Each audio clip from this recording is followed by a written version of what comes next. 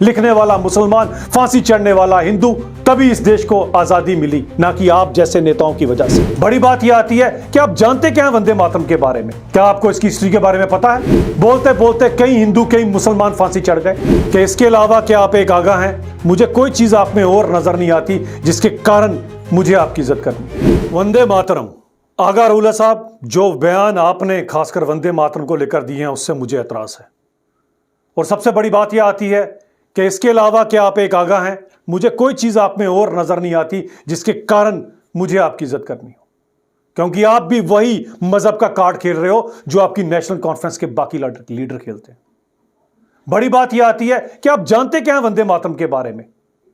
क्या आपको इसकी हिस्ट्री के बारे में पता है? क्या आपको पता है जब बंकिम चंद्र चटर्जी ने यह वंदे मातरम इस देश को दिया था तब हम लोग उन अंग्रेजों के साथ लड़ रहे थे जो 200 साल से हमें गुलाम बनाकर बैठे थे? क्या आपको पता है वंदे मातरम बोलते बोलते कई हिंदू, कई मुसलमान फांसी चढ़ गए? आप जानते हैं अशफाक उल्लाह खान कौन था?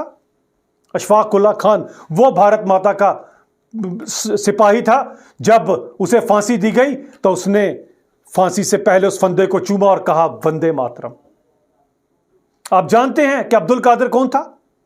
अब्दुल कादिर जो था वो सुभाष चंद्र बोस की आर्मी में था और उसे भी जब फांसी दी गई उसने भी पहले कहा वंदे मातरम। यह वंदे मातरम एक ऐसा नारा था जिसके साथ हिंदू मुसलमान सब जुड़े थे और सैकड़ों हिंदुओं ने और मुसलमानों ने अपने खुशी से हंसते हंसते इस भारत माता के लिए उस फंदे को अपने गले से लगाया और पहले कहा वंदे मातरम। आज क्या आपको लगता है कि अशफाक उल्लाह खान जहां अब्दुल कादिर से बड़े मुसलमान हो आप? आपने किया क्या इस देश की आजादी के लिए? आपकी पार्टी ने क्या किया इस देश की आजादी के लिए? और आप ही की इसी पार्टी का जो अलायंस पार्टनर है कांग्रेस, जिसको सबसे बड़ा ऐतराज है इसके साथ, उस कांग्रेस की सच्चाई आप जानते हैं कि जिन्ना के कहने पर नेहरू जी ने वंदे मातरम से मैक्सिमम चीजें हटवा दी।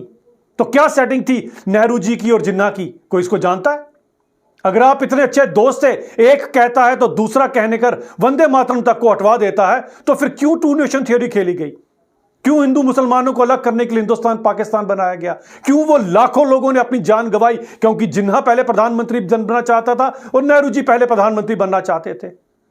जब आप दोनों की इतनी बड़ी सेटिंग थी तो इसलिए आपने इन दो देशों का जब बंटवारा कराया, उन लाखों लोगों का क्या जिनकी जान आपकी इस कुर्सी भूखे चले गए?